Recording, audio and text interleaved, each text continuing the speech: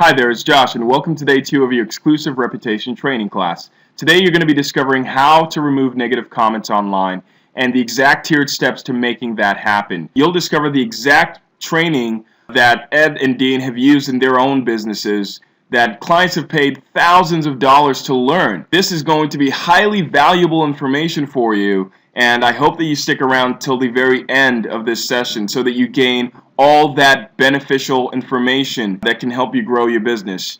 You're also going to discover how to categorize these comments and also how to eradicate them forever so you never have to deal with them again, and a special method to locking down and making sure these comments are never found. Hi everyone, welcome back to Total Online Reputation. So last course we taught you a secret trick of the trade on how to try and take down an online complaint permanently. The trick was to offer something free in exchange for the removal of the complaint. But what if that doesn't work? What if the original poster either ignores your email, refuses it, or maybe even doesn't get it? Here's when it's time to put on your thinking caps and get creative. Remember that online reputation management is part art, part science. And one of the ways you need to separate yourself from the big guys is by thinking outside the box and being willing to try different avenues to achieve your goal. Here are 5 strategies to consider. They start from polite and friendly to the all-out nuclear option. Remember that which one you try will depend on the type of website you're dealing with, their general policies, and the situation of your client. The first strategy is to contact the website and ask for their media kit or advertising rates. Check it out, negotiate as best you can, and say that you'd like to buy some ad space. Then, at the last minute, before you sign the insertion order agreement, email them and tell them you saw the negative review of you on their website. Show them full documentation to prove that you are in the right and that the other side is either mistaken or lying. Then ask that they take down that complaint before you proceed with signing the ad agreement. Oftentimes, the incentive of ad sales will trump the editorial decision to keep a piece of content up. Again, this will likely work better with smaller sites than larger ones, but you never know. The worst they can say is no. This strategy would only work, of course, if the website actually sells advertising. If they're using some third-party system like Google AdWords or DoubleClick, where they have no control over ad inventory or ad serving, then it probably won't work. So what if they don't have any ads on the site at all? Then the second strategy is to contact the website owner and ask them to take down the complaint because the poster's info is simply incorrect. They are either lying or badly mistaken. If you go down this route, you better make sure that the facts are on your side. Make sure to have everything documented. Dates, prices, links to information that back up your side of the story. Lay out a compelling case just like a lawyer would, and politely request that the website owner take down the complaint due to inaccuracy. Summarize that you would hate for their site to get a reputation for having people post inaccurate information or outright lies which would ultimately damage the credibility of their website. The third strategy is a follow-up to the second. Should the second strategy fall flat on its face completely, you may wish to consider pulling out the big guns and threaten legal action. But again, make sure the facts are on your side before considering this option. Remind them that you've tried to provide all the evidence to them to prove that the poster is lying or mistaken, and then suggest that if they don't remove it, you may have no recourse but to pursue legal action. Now, a couple of things about this. I'm not a lawyer, and we aren't remotely qualified to give you legal advice. And any action you take should be thought through with your own legal counsel. We are merely giving you possible options.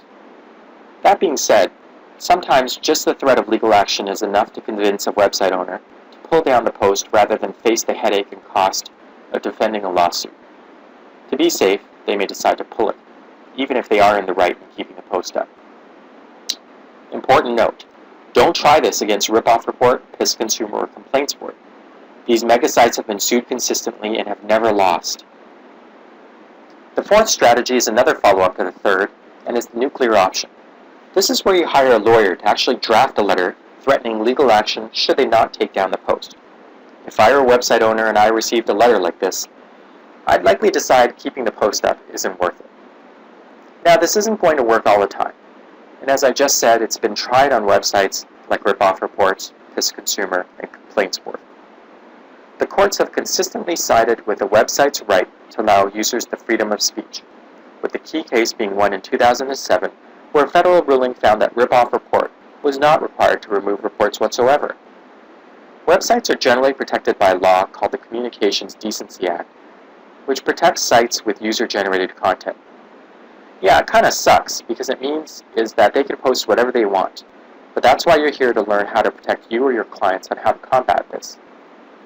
With that being said, it costs quite a bit defending yourself against a lawsuit, especially if you are a small business or entrepreneur without the benefit of a large legal budget. Now, I want to stress again that before trying options 3 and 4, you consult your own legal counsel. If you don't have a go-to lawyer, search on Elance for lawyers in this domain and see if they'll take this on as a small project for a much lower cost than it would if you were to retain a law firm. These days with the internet, you can definitely find lawyers willing to do per project work for quite reasonable prices. Keep in mind that you always need to maintain a professional attitude. Do not resort to lies of your own. Do not insult them. Remember the line, just the facts. Build a logical case why it makes sense for them to take down a complaint. By keeping your tone civil, you'll go a long way towards convincing them to do so. The fifth and final option is the most costly, but it has been proven to work in certain circumstances. You can request Google take down a complaint by delisting the website from its index using a court order. The website would still be active, but it wouldn't show up in Google's search results. And that's all that really matters from an online reputation management standpoint. The fifth strategy has 3 steps of its own. I don't want to sound like a broken record, but consult your own lawyers. We're just laying out a hypothetical strategy that has worked for others in the past. Step 1 is to file a lawsuit against the original author of the report for defamation, business disparagement, false light, or any other claim that is legally appropriate. The key here is you need to be able to prove successfully in a court of law that you are in the right and they are not. So this will only work if the complaint truly is a lie and you have the facts to back it up. I want to emphasize that you are suing the author of the report, not Google. Suing Google is like a gnat fighting an elephant. You definitely do not want to turn Google and have their full power of their legal team on you. And you want Google to be your friend, not your enemy. Step 2, if you win your case, is to obtain a court order declaring the offending report to be false and defamatory. Refer to the actual offending report specifically. Step 3 is to present the court order to Google. Google has been good in honoring the court orders and removing them from their search results. And where the listing used to be in Google's search results, you see something like this. In response to legal requests submitted to Google, we have removed one result from this page. If you wish, you may read more about the request at chillingeffects.org. This last option is time-consuming and can be costly, so I'm going to repeat myself. Get good legal counsel before doing anything. I want to give credit to Kenton Hutcherson of Hutcherson Law in Dallas, Texas for the 5th strategy. So there you have it. We've taught you some proven methods to take down complaints. These won't work well with the big boys like Ripoff Report, but they certainly do work with blogs, YouTube reviews, and other types of websites. I hope these strategies have gotten you to thinking. Be creative in coming up with ways that could help you or your client permanently take down complaints. So I hope that you've enjoyed this video, and remember to stay active throughout the entire video series, because tomorrow something very, very interesting is going live. And we're releasing something that we have never released before, and I want to share this experience with you.